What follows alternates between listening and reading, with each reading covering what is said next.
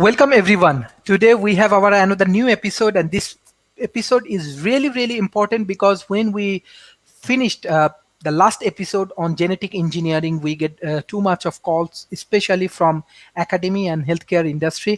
They love to learn more about genetics engineering from Asia Pacific. There are many organizations they are collaborating uh, with global organizations. I think still a lot of things we can do, so we will learn from our speakers about genetics engineering today, and lot of technological improvement happening right now. So our think tank, our speakers, and especially World Talent Economy Forum's board of advisors, we will declare soon. So our speaker, they will be our board of advisors, and they will run our World Talent Economy Forums and our other initiative directly. And this way we will improve, and we want to develop a global organizations. So I want to start from Professor Edward. How do you want to analyze these genetic engineering technologies and this point? Well, this truly is the future of humanity. And in fact, I think that this last decade or two and the coming decade is going to be considered as important a turning point as the Industrial Revolution and perhaps even things like inventing fire. And I don't exaggerate. First of all, just to put the context together here, when we talk about genetic engineering, we're talking about DNA. These are segments of molecules that make up our genes, and the genes are on chromosomes, and every single cell in the human body in the nucleus has chromosomes. And what it is it's essentially the code of life. It's the code that essentially tells the matter what this one grows into a flower, this one grows into an elephant, this one grows into a human. That's what DNA is. It's literally like the computer code that is helping, that determines what your computer can do. But it's, in a sense, in many cases, it's much more sophisticated. Think of the genetic material as the keys on the piano. That'll determine, for example, that this is an elephant, and this is a flower, and this is a human. And then, by the way, how the keys are played, how they express themselves is called epigenetics. And there's a whole discussion we can get into later on that. But of course, each cell has a different function. But again, it's the DNA in the cell. It's the chromosomes and genes and chromosomes in the cell that says this cell grow into muscle. These cells grow into lungs. These cells grow into something else. Well, what's happened in the last decade or so is researchers have been able to operationalize different kinds of tools to edit the genome. By the way, there's something like 6 billion pairs or bits of information there in a human genome. So we're talking about a lot of stuff there. But in 2001, two teams, the Human Genome Project done by our federal government and Craig Venter from right here in Rockville, Maryland, sequenced the human genome. They kind of did it about the same time, though Craig Venter did it for a lot less cost. Yay, Craig Venter. And at the time, not including capital costs, a lot of capital costs, it was about $100 million estimate to sequence a human genome, to basically look at Sharif's genome or James's genome or Donald's or David's or mine. Okay, that was $100 million in 2001. By 2007, it was down to $10 million. Today, it's under $1,000. There's someone I know who can sequence your whole genome for like $500. That's how fast it's come down, much faster than Moore's law, which applies to the speed of processing in a computer. But here's what's so significant about this. We've developed editing tools using other biological material.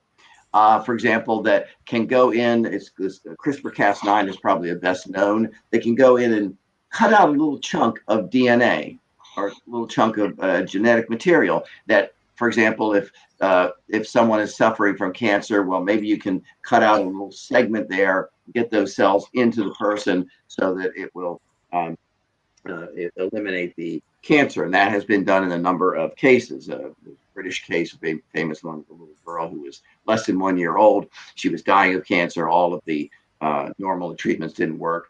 they did some genetic editing and it cured her. And there are other examples of that. But what's most exciting about it from a point of view of taking our current sick care system and making it a healthcare system is this. For example, in April of 2018, um, the enzyme telomerase was sequenced. Sequencing means basically you go and you sort through all of those millions and billions of pieces of DNA and you discover all of the pieces. Again, it's like looking at the code for a computer program. And in April 2018, telomerase was sequenced. And the importance of that is this. Um, each chromosome in each cell in your body has these little things called telomeres on the end. And every time the cell divides, the telomeres get a little shorter and a little shorter and a little shorter on your chromosome. And when they disappear, then the cell doesn't reproduce anymore. And that's what's called senescence. It's called aging. We shrivel up and die because our cells are not reproducing. Telomerase is the enzyme that keeps those telomeres growing. So we now have researchers that have sequenced this enzyme so they can start studying it and figuring out how to develop technology that we can put in you that will keep your cells reproducing and keep you from aging. Is that not remarkable? Here's another remarkable thing just happened in the last couple of months, a breakthrough that was announced where using a different version of the CRISPR-Cas9 genetic editing tool, researchers have been experimenting with turning on and off how genetic material expresses itself. Again, this is how the keys on the piano are played. And specifically what they were doing was going into neurons. I think they were using monkeys, I forget what exactly, but going into neurons and turning off how the neuron creates a thing called tau protein. Tau protein is what clumps together in the brain and causes Alzheimer's. So now we have a technology that literally can potentially turn on and off something like Alzheimer's. Is that incredible? Another example, again, this is just in the last couple of months. This is how quickly this is coming. Some researchers have developed a way to essentially take genetic material from, for example, athletes or for people who really tend to be, for example, immune or very less susceptible to something like Alzheimer's or cancer or whatever, and put it into another body so that body is going to be less susceptible, if at all, to Alzheimer's or cancer or so forth. This is another bit of research where you use genetic engineering to create essentially a super DNA that you can put into somebody. And so, some of these that humans have been exposed to and have suffered literally since they've been humans. That's what we are talking about. This is one of the most profound revolutions you can imagine. And it also, for example, I'm very interested in space policy, if you haven't gathered from the materials on my walls. And one of the things I wrote about actually some years ago when I was speaking at the Mars Society, I'm a founding member, was genetically engineering humans so that they might be less susceptible, for example, to radiation. Because if you're a Mars settler, you still have radiation problems there, and we're going to hopefully terraform Mars, but potentially making human beings less susceptible to radiation or to other things like that. This is just the tip of the iceberg. Now, I'll end by saying this: there are a lot of people who are frankly scared to death, instead of scared to life about this. They fear that we're going to create monsters. We're going to create genetic inhuman zombies or whatever. And like with any technology, there's a danger. Fire is a technology that allowed human beings to cook food and warm themselves. And yeah, there's a danger. Things could burn, okay? But we have to not be overly pessimistic or overly cautious. We have to go ahead and move ahead quickly as possible. Where issues come up, yeah, we deal with them. We kind of figure them out. But we have to move forward because literally, if there's a matter of life and death, there can't be any more of a matter of life and death than taking this technology and coming up with ways that we can improve human life, improve human health. Living to 200 years old and being healthy is no longer science fiction. That's what you're going to see in the next couple of decades. And so this is about the most exciting time to be alive in human history. because our history in the future can be so much better. Thank you. Thank you, Professor Edward. Professor David Smith, how do you want to analyze genetic engineering and its different technology? Well, Edward did an excellent job of setting the stage and putting the pieces together. Um, and I love his conclusion of going up there. I had done a forecast at the beginning of gene manipulation that said if you were born in the 80s, your life expectancy in the 80s would have been around 150 years old as you begin to look at the advances in regenerative healthcare and genetic modifications. Today, I kind of agree it's probably around 200 years old if you were born today. Um, and I loved Edward's enthusiasm, and I share that. But I also understand where some of the ethicists is taking this too. When some organizations move too fast. We've all heard about GMO, which is genetically modified organisms. Well, sometimes in food, where they have applied genetic modifications to it, some pretty good outcomes, but also some pretty risky outcomes too. Um, as we see that, part of what you have to do is you need to test a little bit more. You need to model more of what the potential outcomes are, what are the different scenarios as you begin to do this type of modification. Um, and you begin to see how that works and what is done. I think one of the big things you begin to see is you're beginning to see it used in, as Edward said, in healthcare a lot. You're seeing it used more and more in food generation. Um, you're beginning to see it used for direct cell manipulation. Uh, and we're beginning to see patents built around it as well. And that is one that is particularly interesting to me because as I begin to primarily do genetic modifications to DNA, it's the same basic building blocks. And you begin to see the differences there. And there's a fair amount of debate, particularly among futurists, about whether a patent for a CRISPR type of modification of cell is a patentable activity or not. Or is it rather just the common technology being used with the same basic building blocks? Um, and I think you'll see some of the advances in that area. But that's one thing that particularly national governments are going to have to deal with concerning this. The other areas I begin to get into it, though, is how you see the products built and deployed. I mean, we've seen products where genetic engineering has begun to synthesize human insulin, human growth compound. You see it being used now to modify many different vaccines as we go through there. One of the exciting applications is there's quite a few genetic diseases where it could possibly be done by replacing the dysfunctional genes with ones that function normally. But you begin to see those, and what is the toxicity of that long term? Is it an application that can create better human conditions for the individual, or is it one that will have impacts throughout the rest of their life because of its impact on the system of the body?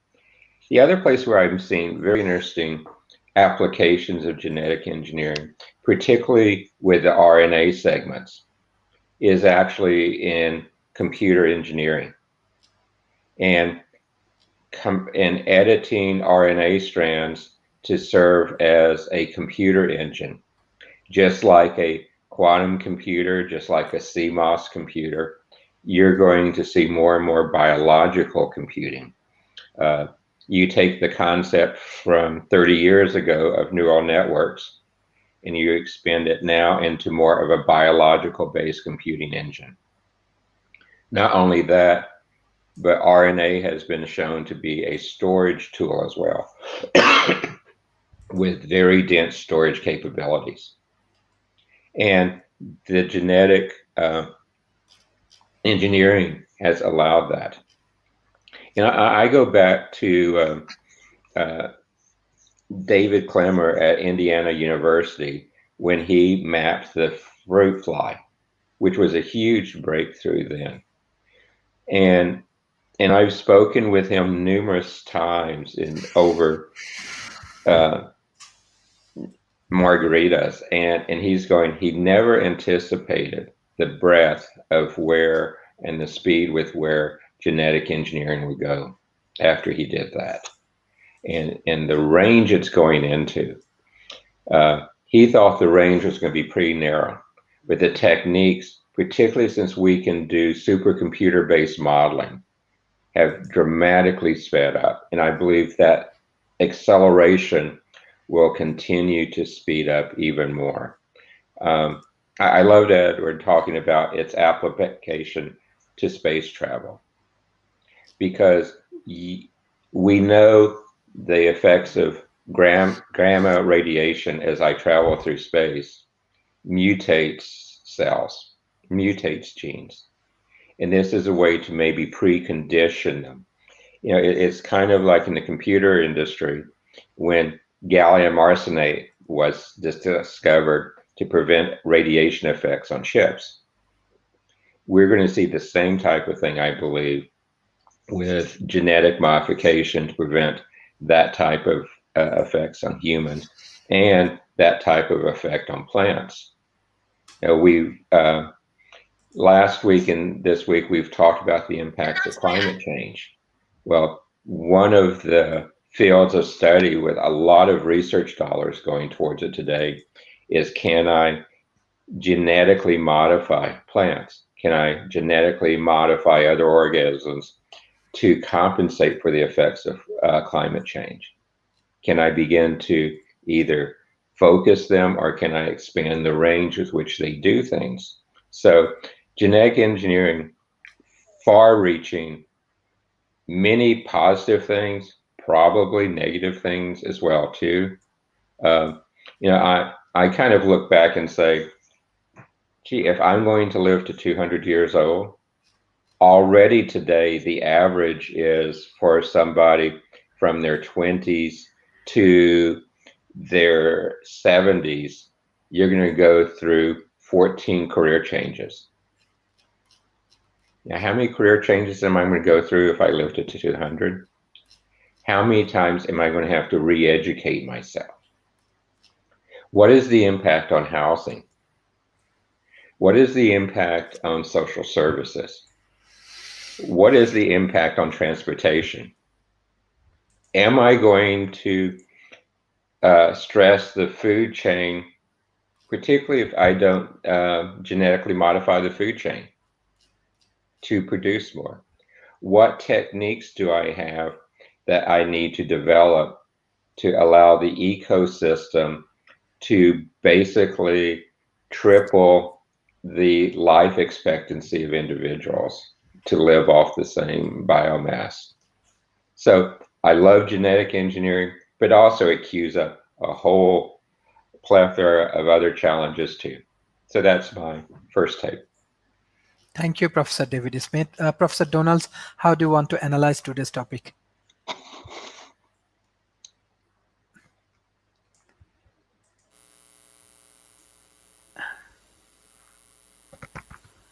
Professor Donald.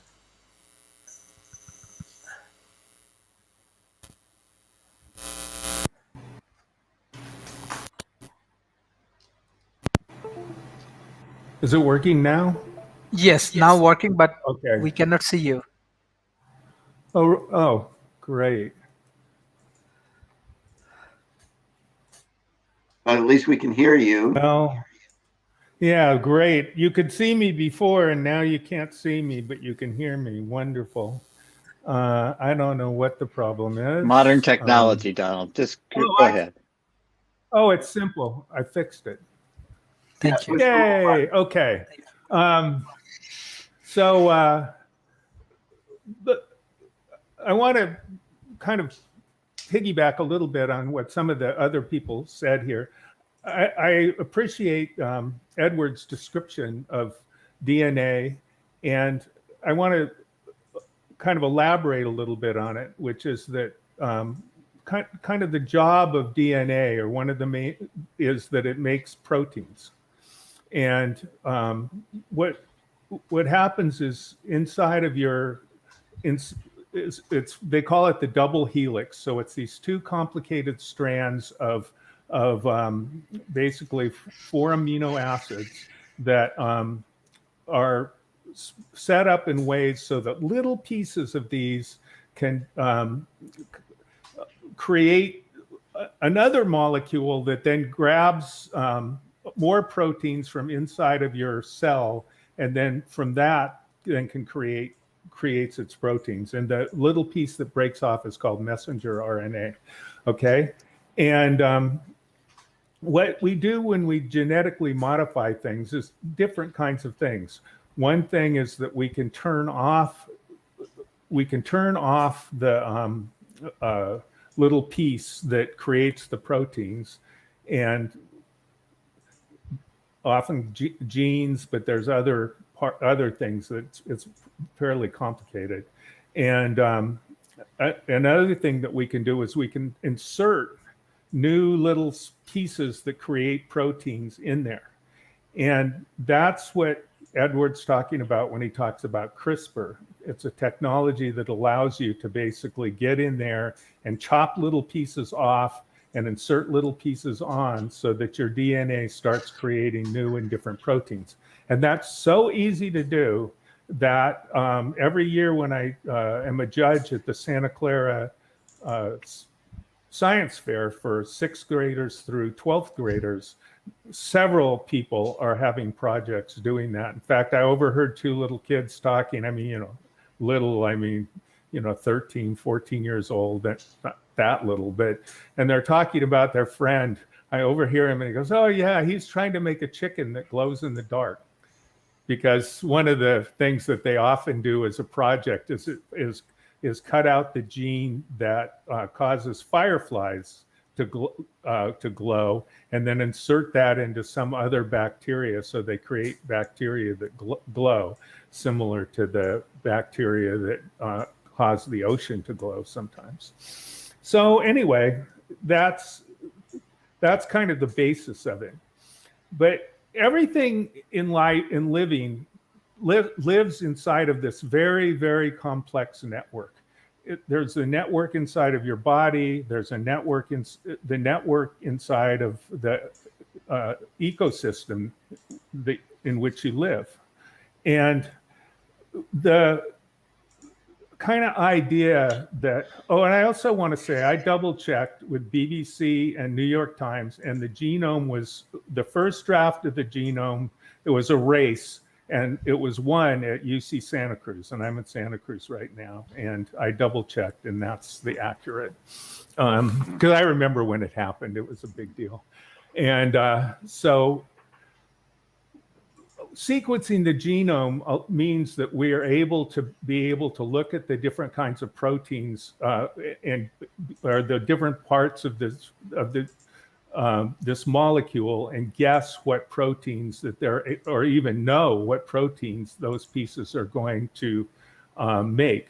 Well, we don't know when they're going to make them, and we don't know if they're going to make them. We know it's possible that they can do it, and we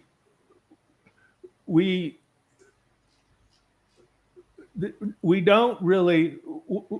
So what's important is, after you've made a protein, then what happens to the person or the animal or the creature or whatever else like that? What happens? I mean, this protein gets made and something happens. The person has a genetic defect. There's been things that, there's a gene for alcoholism. There's a gene for being gay.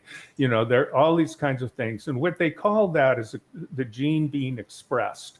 Like not just the chemical that it makes, but the actual consequence in the organism, a gene expression. And that is very, very, very tricky. I have a friend who works at Stanford basically studying gene expression. And she's a statistician who got her PhD in math at Cornell and then a master's degree in statistics at Stanford. And I talk to her about it sometimes, and I pretend I understand her, and I understand bits of it. But she's doing these incredible Bayesian analysis. And one time we get together every month, and she'd been working on something for like 8 months. And she said, well, it didn't work. My mathematical models didn't work. And I went to my boss and I said to her, well, it didn't work. And she said, well, I'm glad you went through all that trouble instead of me. I mean, so the point I'm trying to get to is that we have a lot, we're getting there, but we have we're a lot farther away than it might seem. And I want to give 2 examples of that. One example is that people have this theory about Alzheimer's disease, that it's caused by beta amyloid plaques. So it's basically this muck that gets into your brain and it clogs everything up. And over the last decades, they've come up with more and more ways of reducing the beta amyloid plaques. And they just released a drug that helps clear up the beta amyloid plaques. But the thing about it is there's no evidence whatsoever that works. And in fact, there's no evidence that this new drug works at all. And now there's getting to be new theories about what causes Alzheimer's disease, and we're starting to realize that theory is probably wrong. We look at something like aging. There's the telomeres. I think the best metaphor of them is they're like the little cap at the end of your shoelace. And as your shoelaces go longer and longer, if that cap wears off, your shoelaces unravel.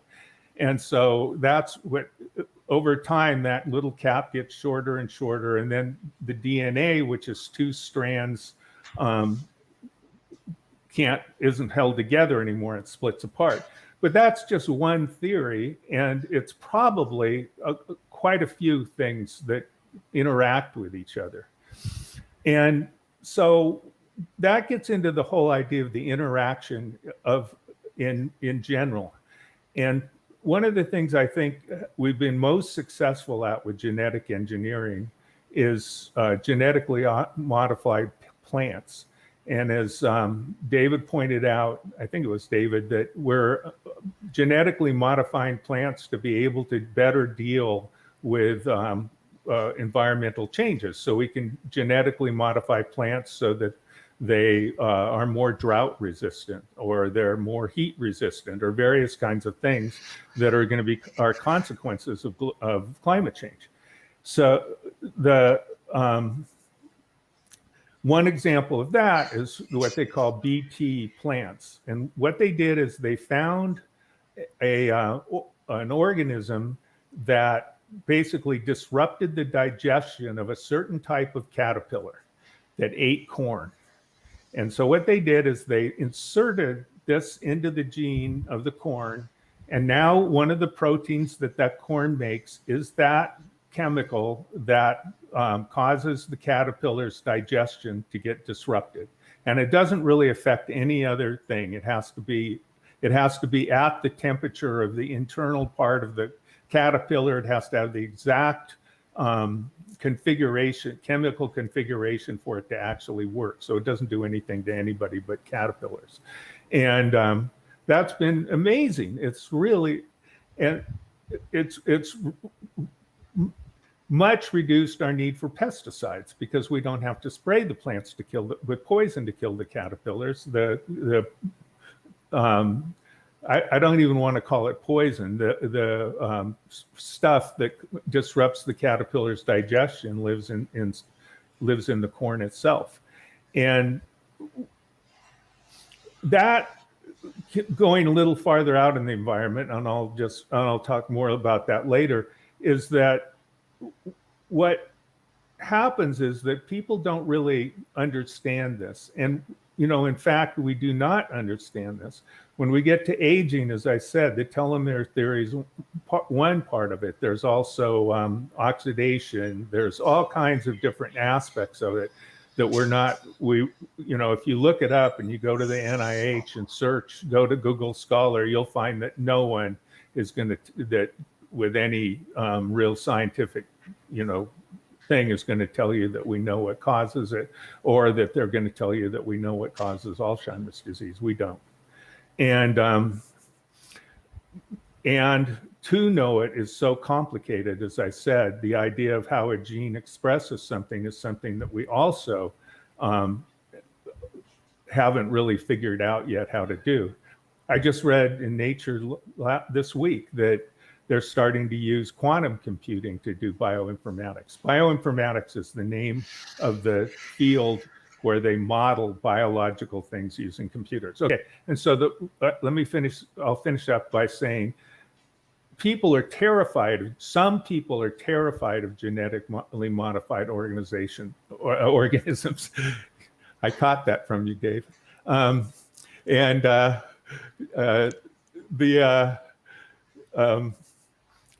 So there's huge fight against it. Like in California, they fought to make a law that it has to be labeled that it's got genetically modified organisms in it, and that people are terrified of it. They go and they deliberately don't eat them and things like that, which is, it's ridiculous, and it's also dangerous. But that's something that as we talk more about genetically modified organisms, I'm sure we'll all get into a little bit more, which is the political and social aspects of it. So I'll let others contribute. Thank you. Thank you, Professor. Thank you. Mr. Jamsid. Sharif, thank you again for this wonderful opportunity to talk about a very complicated subject with people who know what they're talking about. I'm always filled with joy to be a part of it. And I'm always writing, taking notes, and learning something as we go along. And for someone like me, I use analogies to make things that are complicated more understandable to me. And we were talking about it. Edward did a great job leading off. We're talking about the pace of change as far as genetic engineering is concerned. Well, you think of a hockey stick. The part the longer part of it, you think of on the x-axis, and that's most of human history. And then right now, the part of the hockey stick you use to control the puck, it's shorter, much shorter, but it's going in one direction very, very fast. It's accelerating, and it's amazing what's happening now. These aren't miracles, but they are marvels. What's going on in today. So the enthusiasm is well warranted, but the caution is also well warranted. I really believe in testing and modeling and taking your time before you unleash things that kind of have catastrophic consequences. But we want to do both. We want to be careful, and I call it prudent risk. You have to take some risk, but you don't want to be just risky in your behavior, because it's not risk-free. What we're playing around with. This is amazingly complicated. Just as our climate change discussions arose, we're talking about ecosystems that we can't really sum up, and we can't really predict. The effects of action A will produce result B. Not always.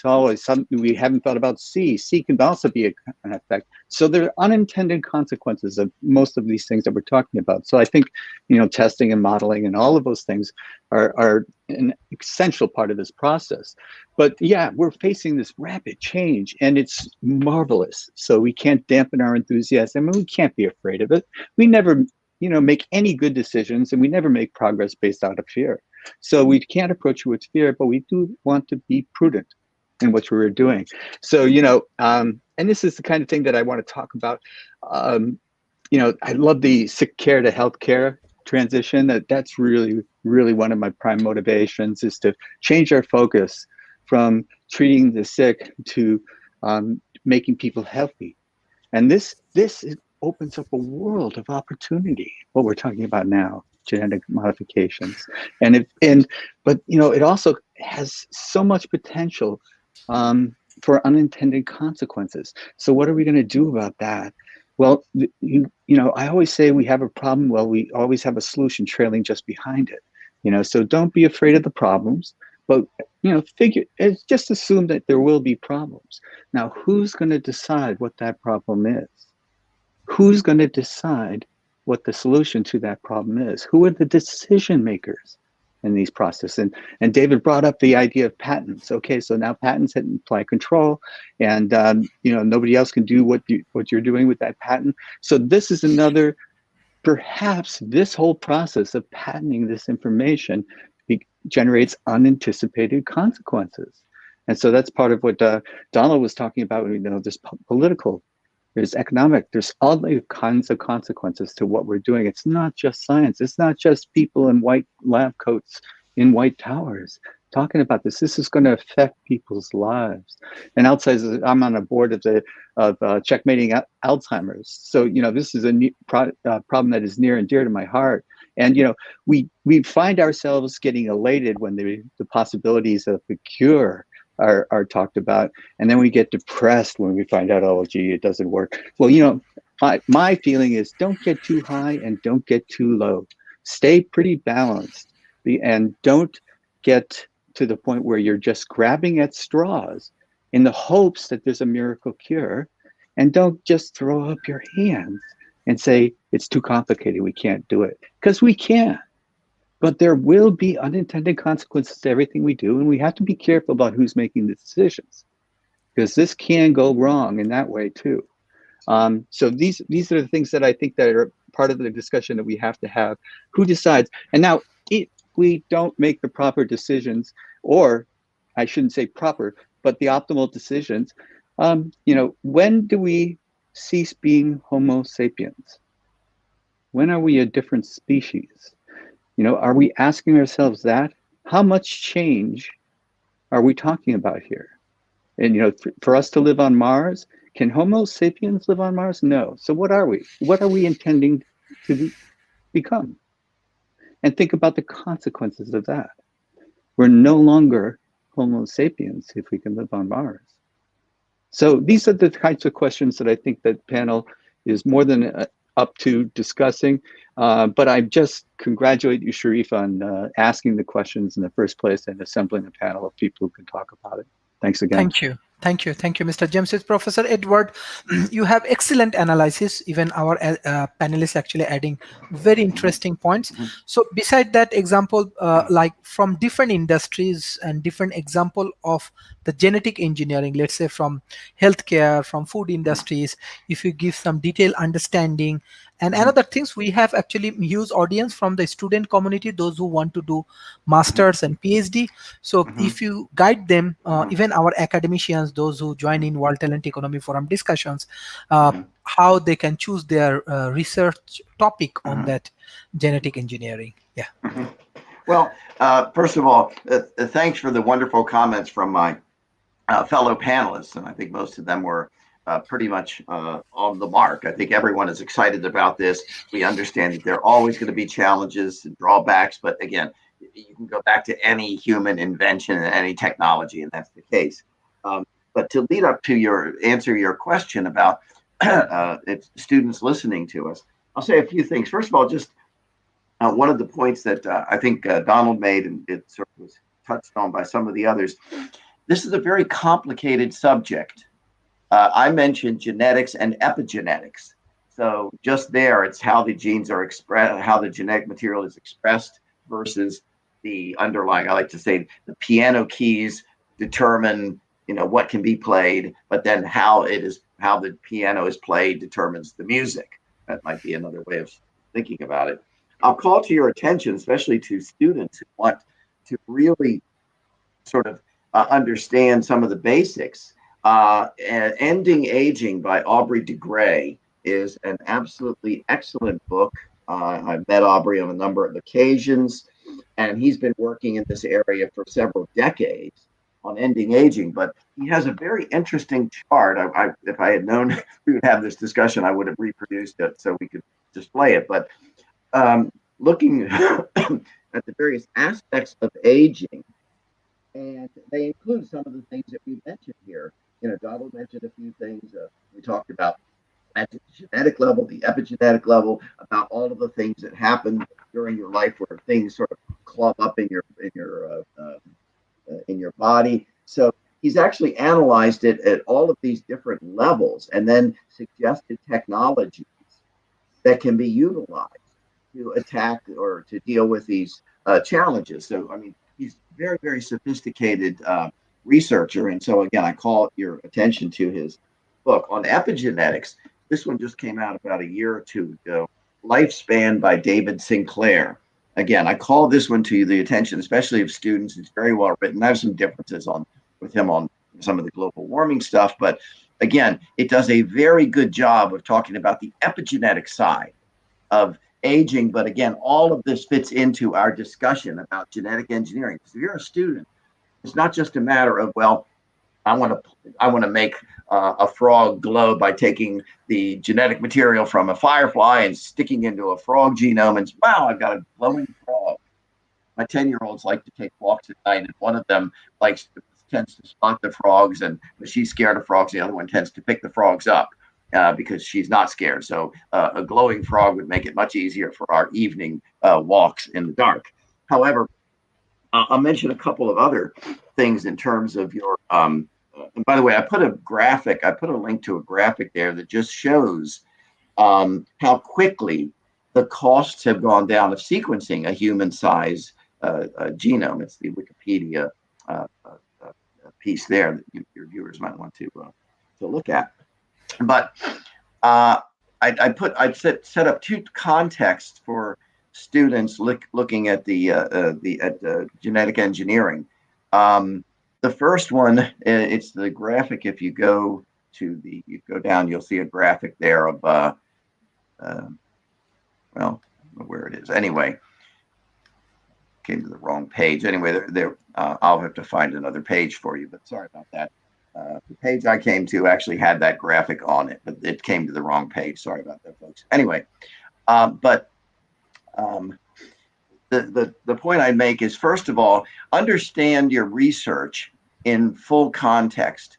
You can be working at two different levels. First of all, you can be working at the theoretical level and the basic research analysis level. Okay, that's what Craig Venter did. That's what the other team of the Human Genome Project did.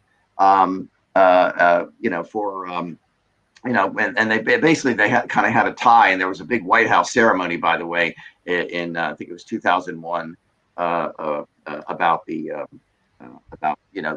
sequenced the genome. By the way, they didn't sequence the whole thing. It was kind of a very good rough draft, but literally within the last month or two, they have sequenced the full. Anyway, so first of all, you can talk about basic research, and we need that. That's very, very important. And you can talk about the applications, which are some of the things I've talked about, sequencing the enzyme telomerase, for example. So if you're a student, you're going to probably need the overview, and then you're going to determine whether you want to go into the basic research, because understanding 6 million little bits and how they fit together is pretty complex. Donald talked about his friend who does these these models, and you work on it for months or maybe years, and you turn out, well, okay, that wasn't quite the way to do it. So if you're a student, you're going to need the overview. You're going to need to understand the terminology. You're going to have to understand the genome, and then you can determine whether you want to go into more basic research or whether you want to kind of play around with, well, what can I do to play around with the genome to do some specific thing. The other thing I'll mention is, think of this, and especially if you're looking ahead, as we were discussing, think of how these changes are going to impact and interact with social and political institutions.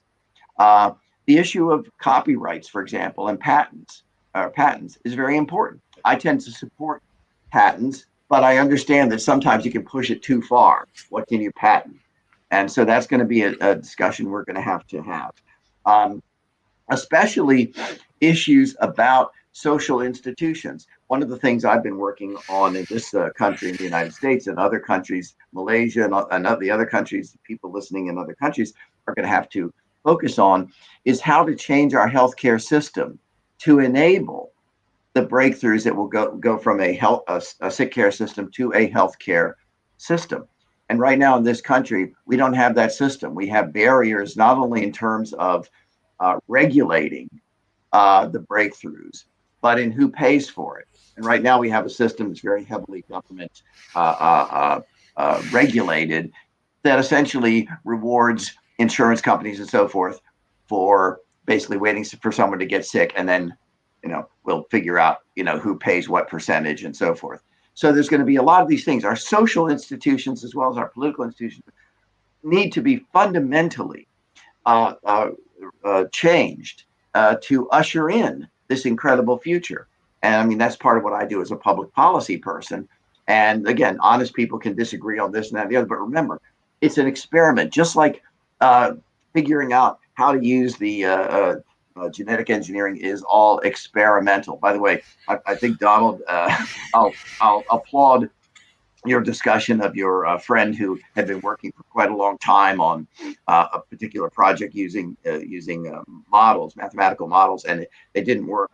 I like to point out that Thomas Edison supposedly used 600 filaments in his light bulbs before he got the right one, and he didn't consider them failures. It was basically a success in discovering, well, this isn't the one, so let's go on. That's the attitude I hope everybody takes, and especially students. You're going to go into things, you're going to have dead ends, things aren't going to work. That's science. You try this, it doesn't work. You try that, it doesn't work. Maybe this little bit does work.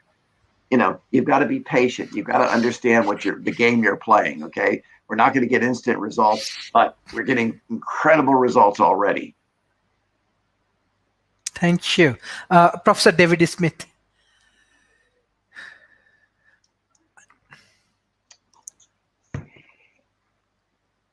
What is needed for the future?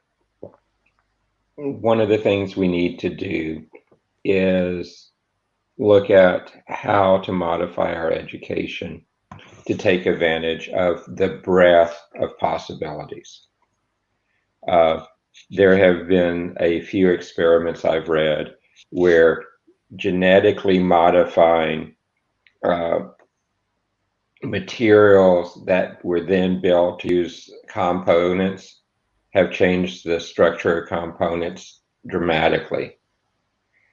So genetic engineering is not just in biology. It's not just in chemistry. It's not just in agriculture. It's not just in drugs. It's even in our material science. It's in our computer engineering. It's in a wide range of places. So we really need to look at ways to modify our education processes to deal more with the possibility here. Because I am a professional futurist, I have parents ask me all the time, what courses do my kids need to take? One of them, I tell them, even if they're going to be a history major, they need to take biology. We need to put more biology in our K through 12 process, in our college degrees, and the different things around that. One of the areas I'm especially interested in is biological approaches to writing software. And you're seeing the growth of no-code software now. Well, if I can begin to modify some of the biological processes that are used for that, that's one way to begin to produce better biologically enhanced software. And you see that going through. Well, I can tell you, none of the software engineering programs I see today have that in their curriculum.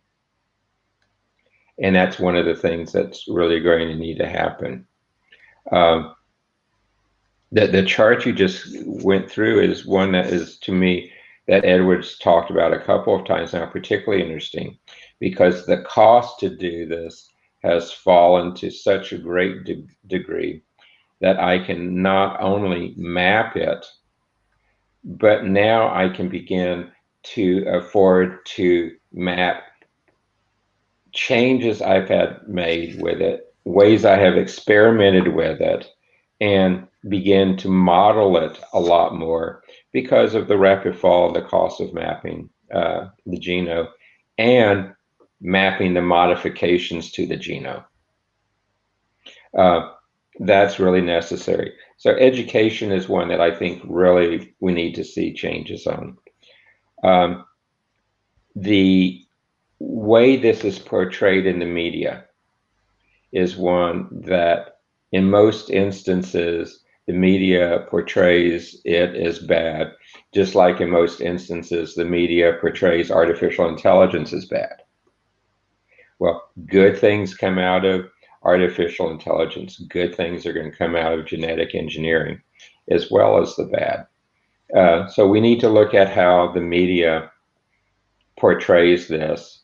And, you know, human tendency is to look at the bad, but we need to understand the good too and what the middle ground is. Regulatory. The regulatory environment is really struggling to catch up with this, just like the regulatory industry is struggling to catch up with artificial intelligence. There needs to be, I believe, a global view of how to handle genetic engineering, just like there needs to be a global view of how to handle artificial intelligence.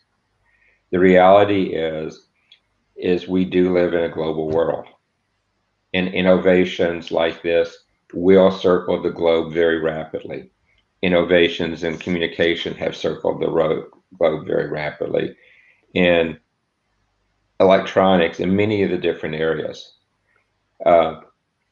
It's great for us to make rules on genetic engineering in my state, in my country, in my regions, but we really need to look more globally, because this will also promote a large differences of have and have nots. You know, if I can go and extend my polymers, and if I can go and do regenerative healthcare and replace organs that are beginning to fail and things, and then some countries do not allow that, what will that begin to do to the world EOS as we begin to try to deal with these type of issues?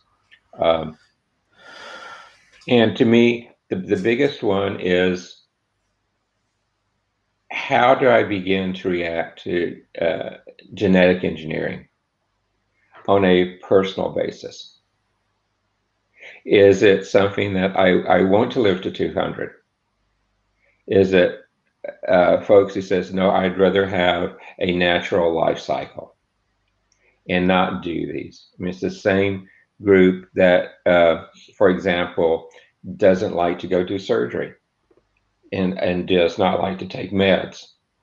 So you're going to see that extreme on this too. So it is a wide ranging advancement. It has impacts in most areas of society.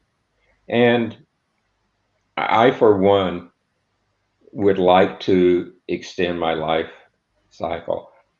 Part of me wishes I was 40 years younger, because if I was 40 years younger, it would probably add at least 100 years to my life.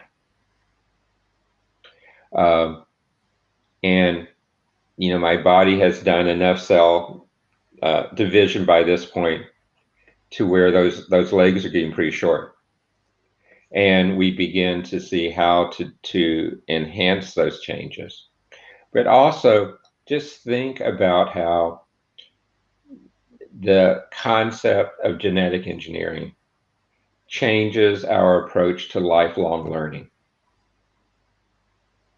It totally disrupts our traditional model of going through elementary education, going to college, and then going to a job. It's going to take that and repeat that cycle time again, time again, time again. And it changes our view of leisure.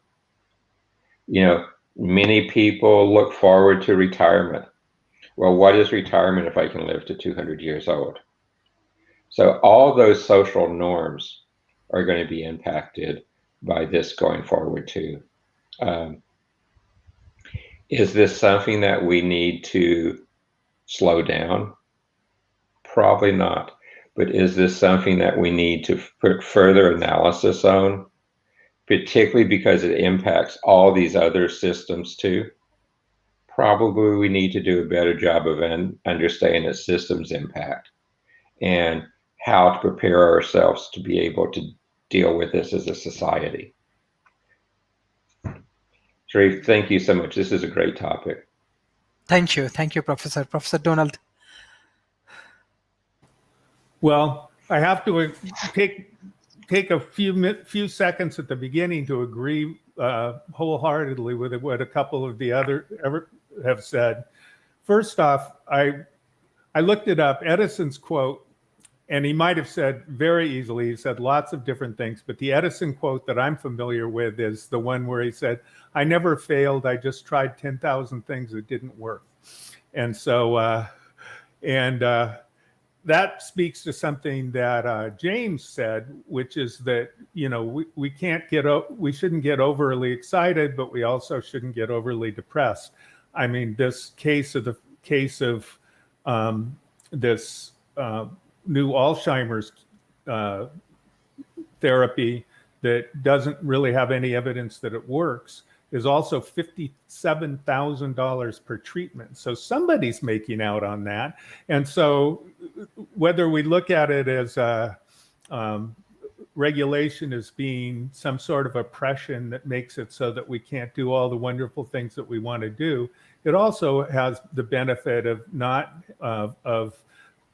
perhaps having basically, as I said before, snake oil salesmen gouging us, which is what this new Alzheimer's therapy is, but or seems to be. We'll see. I mean, we'll know later. It's just that right now there is no evidence that it works.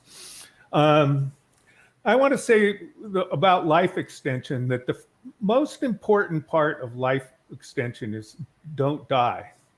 I mean, and right now in the United States, for the last number of years, the life expectancy has been going down.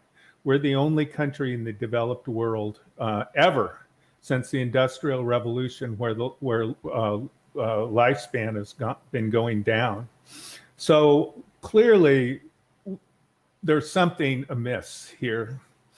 And if we look at the broader picture, I mean, all over the world, there's people, we've talked about it on this show about healthcare and nutrition and all kinds of different things that just aren't adequate. And so genetic engineering fits within that context. So the opposition to BT corn is potentially makes it harder for people not to die. So rather than going to necessarily looking at the actually how we modify our telomeres and things like that, there's an incredible amount of other stuff that's going on with genetic engineering that's super valuable. I agree with what David was talking about, how it isn't just biological. One way to look at genetic engineering is that it's nanotechnology. It's a type of nanotechnology because the border between the mechanical and the biological at the nano level is very fuzzy. It's not a clear line. I think if we talk about the issue of, I do want to say one thing. My insurance company pays me like $50 or something like that to get a yearly examination. I mean, it doesn't cost me anything, and then they pay me as well. And all of the places that I go now for medical care are called wellness centers. And they offer yoga, they offer,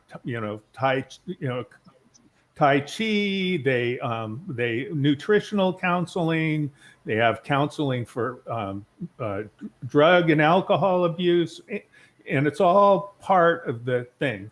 So I think that we are going quite a bit towards, at least in the area where I live, the whole wellness thing has gotten to be not just a ethos, but it's also being paid for by the insurance companies. So we are moving in that direction.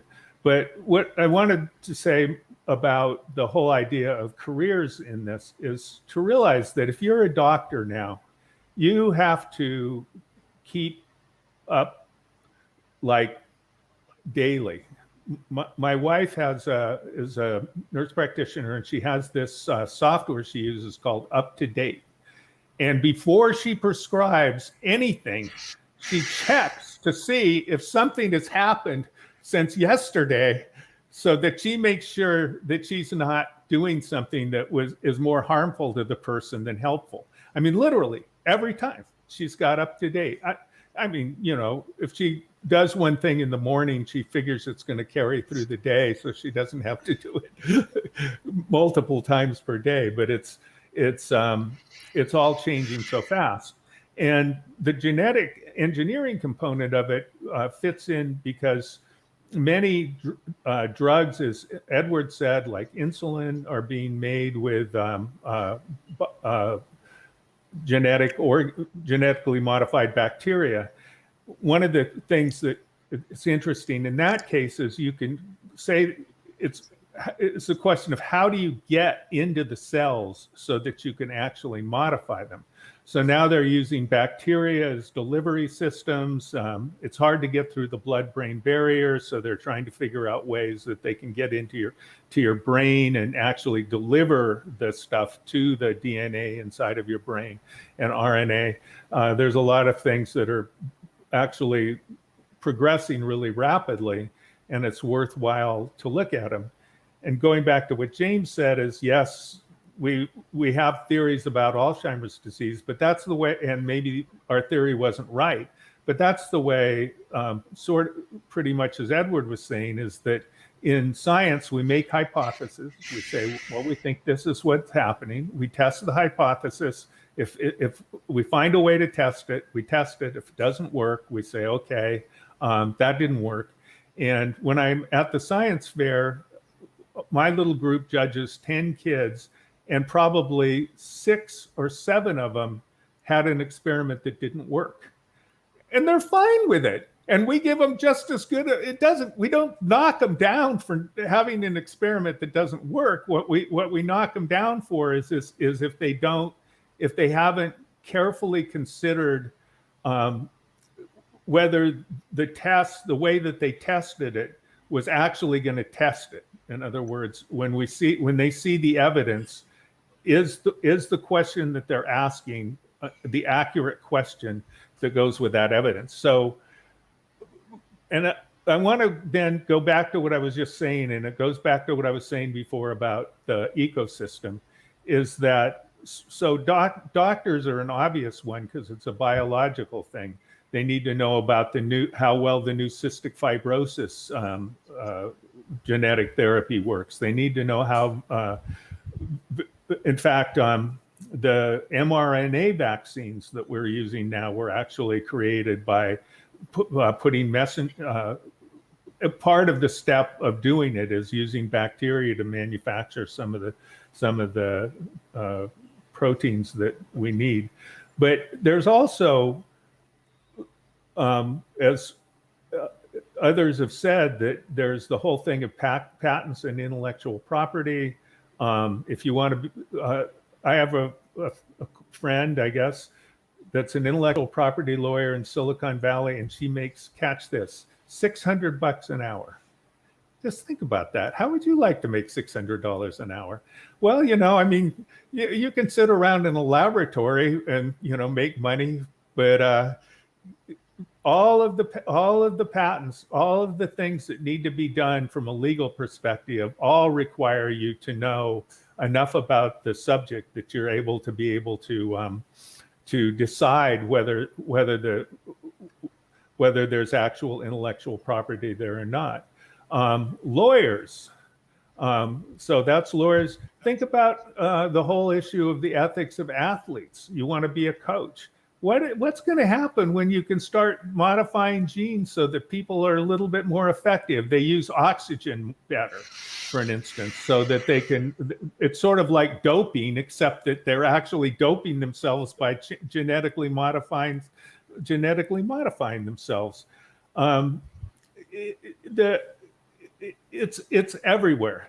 So when you don't have to know like super detail. If you want to get into it and you actually want to be messing with it, you have to take basically super powerful statistics, and you have to take basically super powerful organic chemistry, and you really got to have both to do it.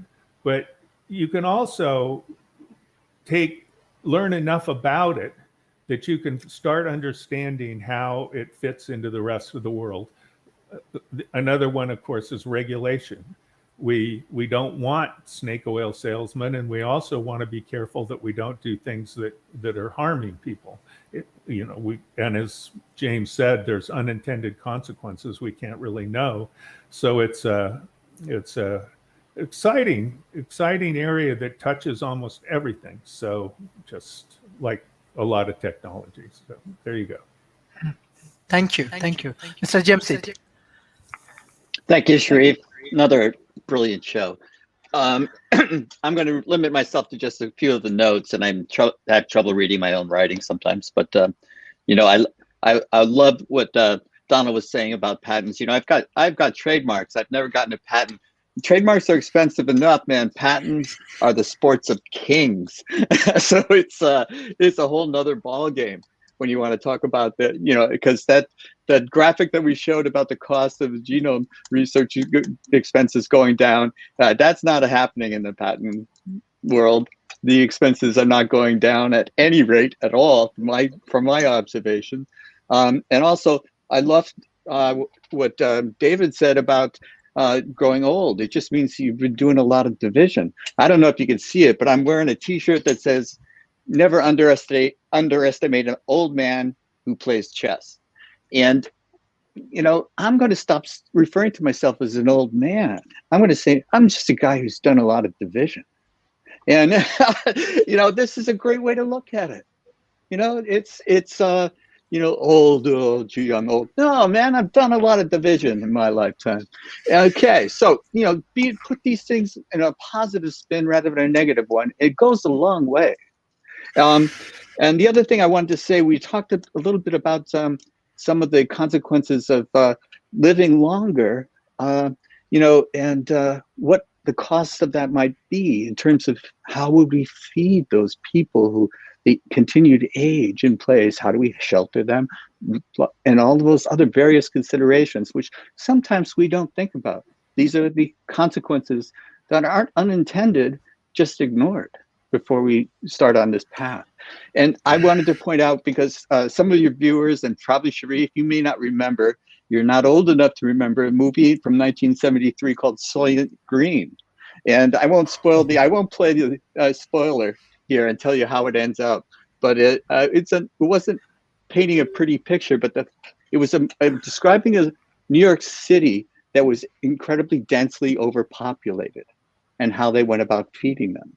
So, these are not unpredictable consequences at all. It's, do we take the time to think about them? And, the horror movies of the past do not predict the future.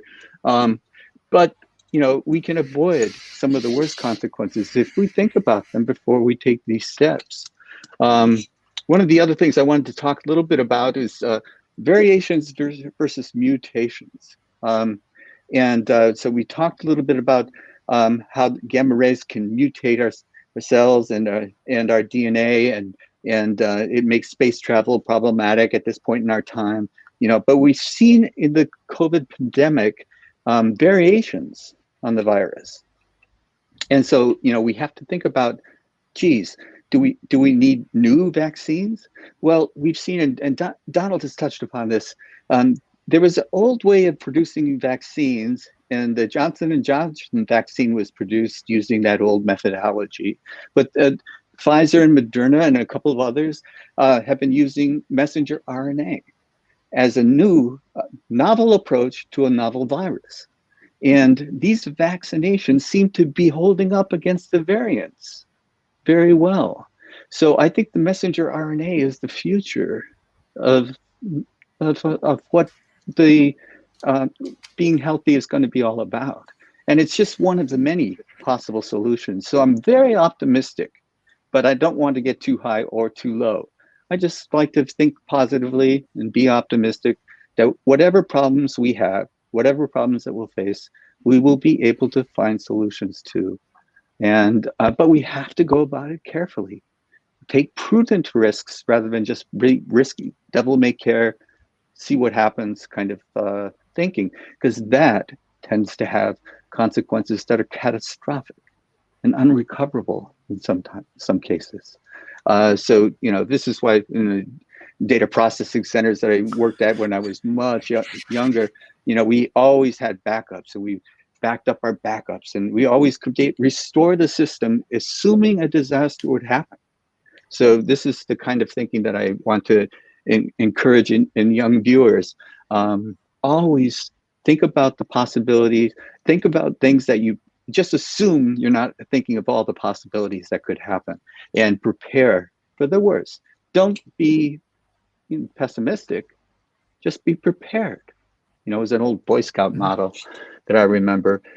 So I think I think that is my keynotes that I wanted to end up with. But I just want to compliment you again, Sharif. Fascinating show, fascinating comments, and I've taken a lot of notes. Always learn something on your show. Thank you, Mr. Jamsid. Thank you, everyone, for joining today's session. This is really, really excellent session, excellent learning session for us. As our speakers, they also join World Talent Economy Forums as our board and advisor soon with different kind of initiative they can teach you for your developments. I'm sure there are many startup and many research student we have. They directly can learn from our professors and our mentors. Beside that, we can do research together. There are many consulting things in different industries. I'm sure our honorable speakers, they will contribute through our organizations. So I directly want to go for the concluding remarks. Before that, I just want to add everyone, just try to learn. This is very challenging moment, really challenging moment. I know many school, college and university last more than 1.5 years they already closed. Many students actually drop out from the system, but this kind of initiative is very helpful for you, because you are getting world-class professor and it's 100% free. So they are sharing their knowledge, their views with their time. These people are huge experience from their industry, from their academia. So don't be shy. Hey, government will do that. Government will do that. No, just join in World Talent Economy Forum. Just check our professors and our academic people's background. Professor David, Professor Edward, Professor Donald, Mr. Jamesid, all of the speakers, they are from different background and different academia. So just learn from this content.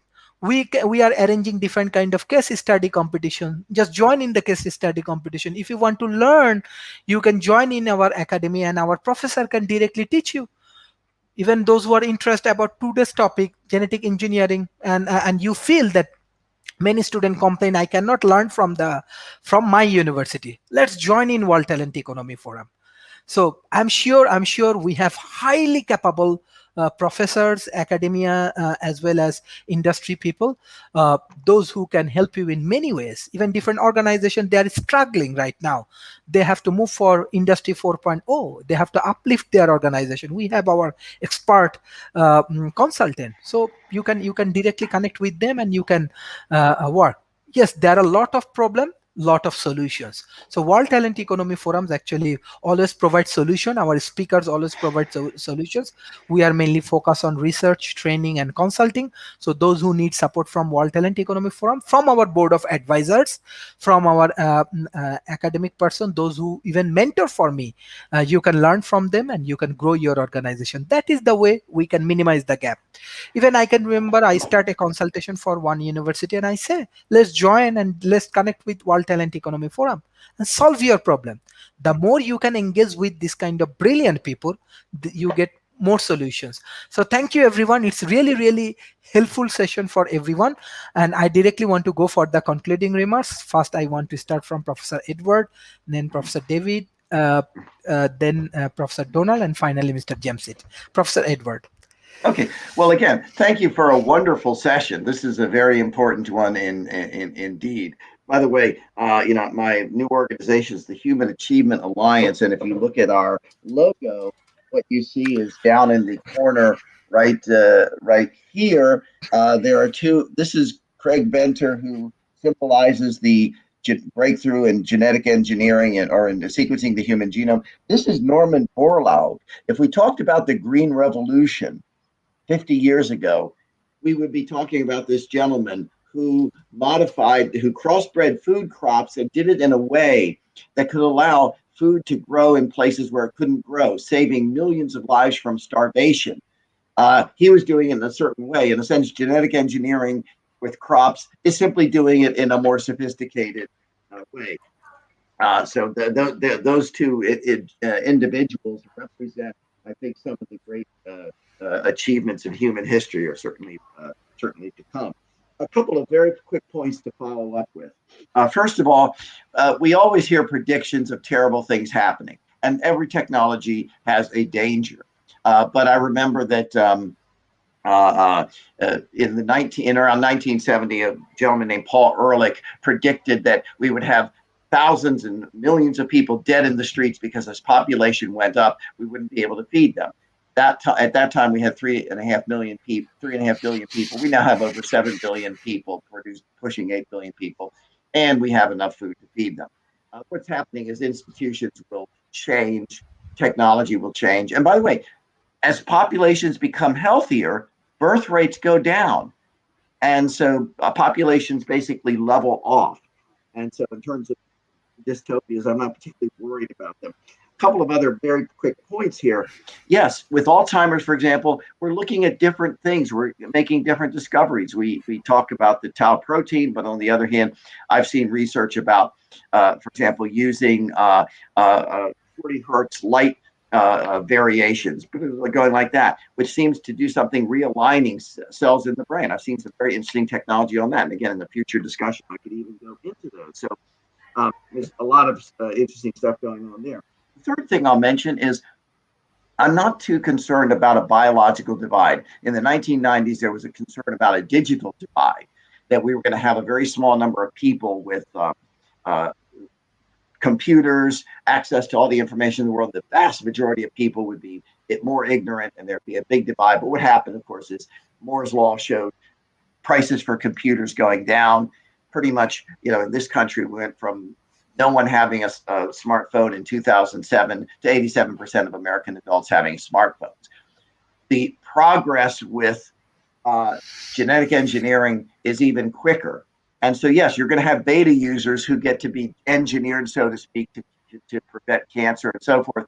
But as technology improves, the later people who get this will have even better technology at even cheaper costs. That's been certainly the example we have seen with communications and information.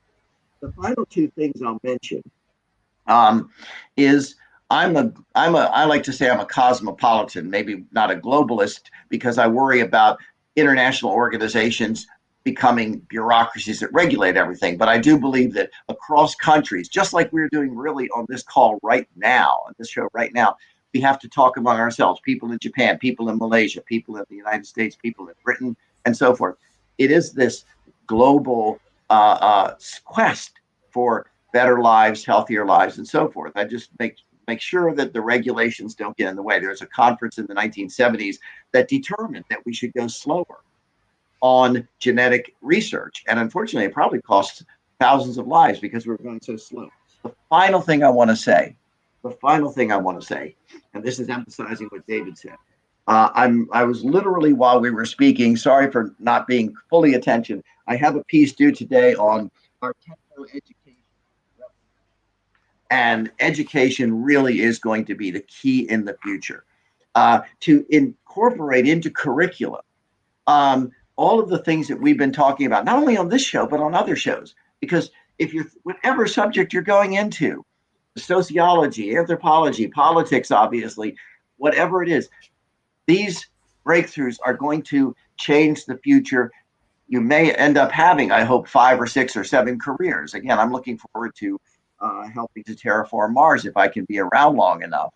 So education really is the most crucial thing. And that's why I'm so excited, Sharif, about all of the students listening to this show, about your efforts in the future to come up with an innovative education system that's going to incorporate these kinds of insights. So again, a great show, and look forward to future ones. Thank you, Sharif, and thank you for my fellow panelists. Yes, even not only students, even before the COVID, like with my team, we finished a big training in Sweden with all of the government officials. So there are many government officials, they need training and developments. We are also working with them because when they develop projects, they need to enhance their capacity. So they need our academician help. Yeah, absolutely. I mean, I speak of students because you mentioned students, but absolutely. I mean, I work with policymakers myself, and I try to educate them and say, guys, I know you're well-meaning, but you really have to understand what's coming. And the good ones say, yes, you're right. We need to reform our certification process. We need to reform this. Yes. So you're absolutely correct. Yes, actually, because of COVID, actually, we have to cut many of our activities. But soon, as many countries getting vaccine, and hopefully by December, even Malaysia overcome from these situations, so we can do more activities. And I'm sure our speakers, when they join in our team as in our board of advisor, their plan, their idea, we will implement with our young and energetic pools and our managerial people like Mr. James Seed and all other people. They will implement all of your idea. Professor David Smith, how do you want to go for the concluding remarks for today? One of the things I think we need to realize is that this concept is not new. I actually went back while we were talking and looked at a forecast that I did, Edward, for an organization not far from your house 25 years ago on biological computing.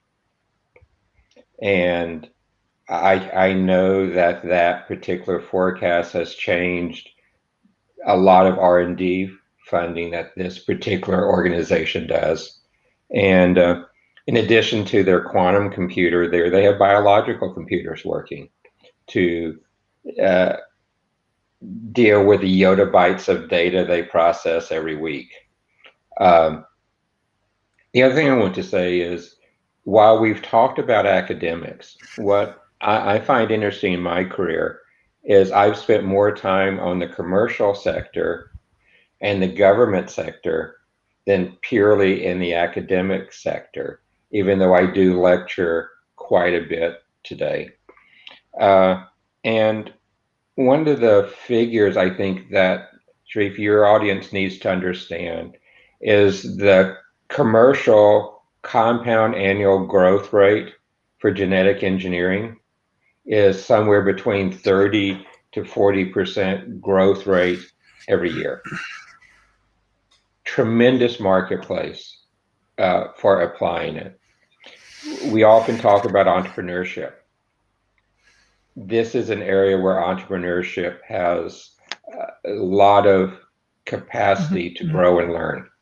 Now, the one thing in the entrepreneurship in this particular area, it's probably going to be collaborative entrepreneurship.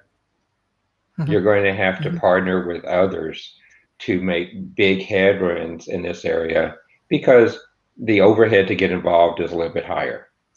And the learning, as Donald talked about, is much more needs to stay up with what's today. I loved his story about his wife and doing that. I mean, the other thing you see is today most people do an internet search when they think they're sick before they even go to their doctor. And they're upset that their doctor doesn't know the latest stuff. So tools like that are necessary. Well, genetic engineering has to go into the doctor's tool bag now. And so this is another area where it is changing so fast, it's hard to keep up.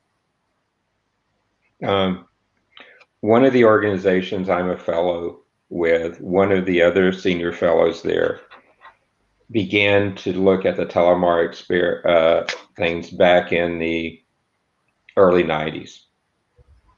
And great progress has been made, but there's still more that needs to be done on how to roll this out globally. You know, much like we saw with the COVID vaccine, we're going to have to take some of these type of things and figure a way to both the logistics to roll it out globally and how to pay for it to roll out globally to have the greatest possible impact. Can it be a commercial activity? Sure. Can it be a government-led activity? Sure. One of the statistics, though, as you look at the market studies around genetic engineering, is about 60% of the genetic engineering research is paid by governments. And so government has a role not only in the regulatory side, but actually helping to advance the science.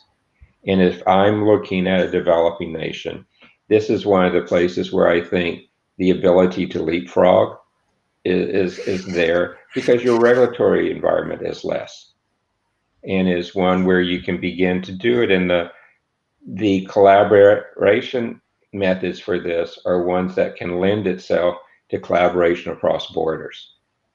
So you'll see that begin to go as an impact here. I'd like to throw one other element on the table. Is if I look at mankind over the last 1,000 years, we have begun to go through advances that have as profound impact to change our lives, to change our standard of living, to change the way we look at things, to even change the way we educate. I get in trouble in academia because I'll often tell people we haven't changed the way we teach students much since the time of Socrates. We need to change the way we teach people with advances like genetic engineering. It has to become a way that is a broader approach, and we have to, Sharif, not just educate people in the sciences, not just educate the common citizens, we need to educate the government officials as well. Not just the leaders, but even the other people in the bureaucracy of government to this type of changes and this type of need for lifelong learning. And if I had a magic wand, if I could wave my magic wand, it would be instill in all parts of society, all the sectors, the need for lifelong learning, because genetic engineering is advanced enough that you cannot understand it with adequately from knowledge from 40 years ago, from 30 years ago. So this concept is one we have to really instill through all of our countries for us to be able to take and apply this to its fullest. I could keep going, but I think that is the place I think I would like to leave on this. And Sharif, thank you so much for having us here and with this team of people. People make the difference. I can run AI all the time, but people are the one who make the difference. This is an area where people have to make the difference. So thank you so much for allowing me to be part of this. Thank you, Professor David Smith. That's why our organization name World Talent Economy Forum. We believe in people, but definitely we advocate for modern science, engineering, and technology. But we want to change human lives through different science, engineering, and technology. Professor Donald, so what do you want to add? Unmute, please. Yeah, I've got to leave for another call. So nice with being with you guys. Bye. Bye. I'm going to bounce off of something James said. He said, I saw a bumper sticker not too long ago that said, I may be old, but I got to see all the good bands. I've seen the Jefferson Airplane, the Grateful Dead, Hendrix, you name it. I was at the Monterey Pop Festival. So, James, see, I'm really an old hippie too, James. I also want to mention that the race between for the Human Genome Project, the fact that UCSC just nosed out other people at sequencing the genome had a very interesting consequence. They put the information on the web immediately. In other words, they made it public domain. They did not patent it. They did not hide it. They didn't do anything. It was there immediately.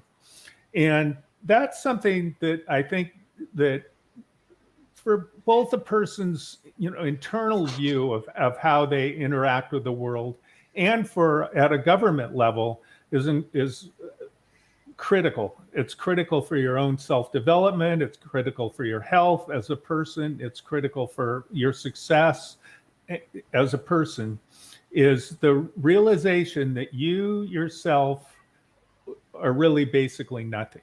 I mean, you are created by the relationships that you have around you. All of your knowledge, all of the meaning of everything that you have around you. And we talk about AIs doing this and that and the other thing. Who are they doing it for?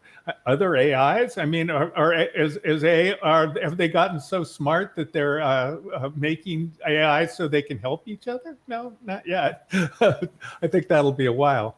So I'm, basically supporting what others have said about the human thing of it. And I want to mention something here that's a very fascinating thing that happened. People have been investigating, why is Silicon Valley so successful? Why is Silicon Valley so successful? And there's one paper by a guy named Lee Fleming that's called Why the Valley Went First.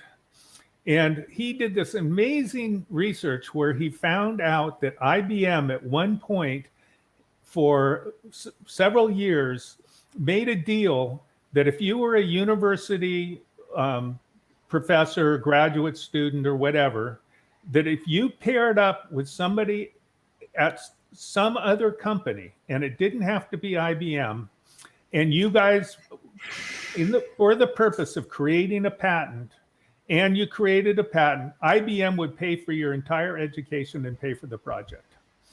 And so what they did is they funded this collaborations between industry and academia that produced patent after patent after patent after patent.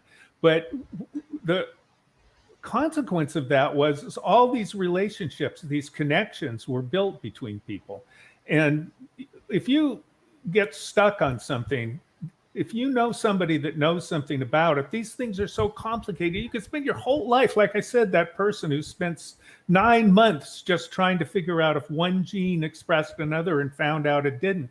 I mean, you're a lot better off calling her up and asking her than you are going through the whole process again yourself, aren't you? And that's multiplied by everything we know. So cycling back to the fact that the genome was made open source, there's an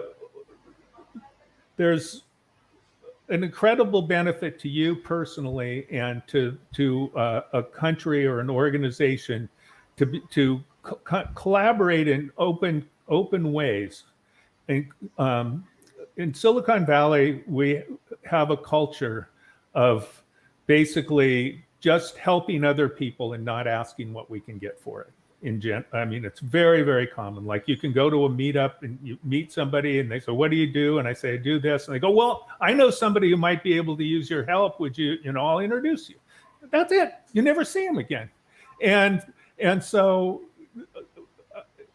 some places have a culture, some people have an idea that you can take what you get and hold on to it yourself, and that you're better off because your idea is so wonderful and so great that you're going to keep it secret. But when I have seen business plans as working with angel investor groups, everyone wants to sign non-disclosures. We won't do it. But I'll get 50 business plans that are almost exactly the same, because once these ideas are there, they're everywhere. They're not just in you, they're everywhere. And so how can you create both a region and a self that's able to grow and do things and be creative and do the kinds of things that you want to do? And that answer, I think, is a high degree of openness. You still need to, make money, but and I think that with genetic engineering and genetic modification for you as a person or you as a country, you need to invest time in being able to try and build diverse relationships. In fact, there was an article just in this week's British Psychological Association where they did a study that showed that people who proactively increase their networks were the most creative people. It was just that, and the point was companies should encourage people in their company to proactively increase the diversity of their networks if they wanted to be more successful. And so from Silicon Valley to yourself, there's a lot of ways that you can grow. And I'll just finish by reminding you that I pointed out that genetic engineering and this genetic revolution doesn't just affect the scientists who are doing it. It's the lawyers, government officials, doctors, you name it, down the line. It affects everyone. And you have the potential ability to have access to the knowledge without yourself actually going through the trouble of learning quantum bioinformatics or something like that. So that's what I want to say. Thank you. Mr. Jamesid, what's your concluding remarks today? Well, I just want to conclude by saying once again, Sharif, I'm just so happy to be invited to be on these shows. I learned so much. Just by way of example, David was talking about biological computers, totally outside my realm of experience. And, so now it's another fascinating concept for me to explore. Donald mentioned, the wellness centers around here. And as he's pointing out, where I live in the heart of Silicon Valley, and he lives in a place that the nerds in Silicon Valley think of as cool, Santa Cruz. But the wellness centers that we see around here, it's because we live in a little bit of a bubble. If you go around the country, you might not see so many wellness centers as you see where he and I live. And this is one of the things that we have to, when we're talking about things like yoga, that's, he can walk into a wellness center and see yoga programs. So yoga means unity. That's the definition of the word, unity. And you know what? As a species, we're not so good about that. When we were little tribes, when we were little, family oriented, or just a small amount of people, we felt unified. We felt one. But we've grown so far that we started to build walls to keep people out, and we've gotten really good at that. And the point is not to build walls, to tear them down and build bridges instead. Connect to other people. Feel like you're one with others. That's what yoga means. If you take a different mindset, yoga, if you practice yoga as I do, you don't just do poses. It's far beyond poses. It's about changing your perspective on life. And what that means is what's good for you is only one particle in a vast cosmos. And you want to be what's good for all, what's good for humanity. So someone suffering far away is actually partly your suffering. And you feel it, you show compassion. You have compassion for others as if they were part of your family, because they are. And this is what yoga means. This is what unification means. And we call ourselves the United States of America, but the reality is we're the divided states of America. We use colors to describe states now. You know, it's not latitude and longitude. It's what color state is. And, you know, my ideal would be for all of them to be purple, a mix. But they're not today. And David made a great point about biology and teaching it earlier to our young people in elementary school. Well, there will be resistance to this idea, strong resistance that it's not appropriate based on archaic thinking. Our system of education is based on a 19th century agrarian society that no longer exists. And we have to teach according to what we live in, because it's not the survival of the most fit, it's the survival of those who fit best in their current environment. And the old ways of thinking, people resist change and they want to latch on to the things that their grandfathers did. So they have this feeling of continuity, of safety, but it's a false sense of safety. It will fail you in the end. You have to be open to change. And you're not just the only person who's going to be thinking of these ideas. You want to be connected to others who are thinking of other ideas and talk to them, ask questions. And when you ask questions, you get answers, and then you assess the answers. And then, and only then, should you form an opinion. And don't wait to be taught, teach yourself. Go out and find this information. And don't trust every source of information the same. Use some discretion, because many of them are trying to persuade you, not trying to inform you. So are these complicated issues? Yes.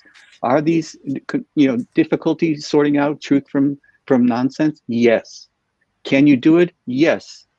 If you think you can't, you're just another brick in the wall. You're not facing what's right in front of us.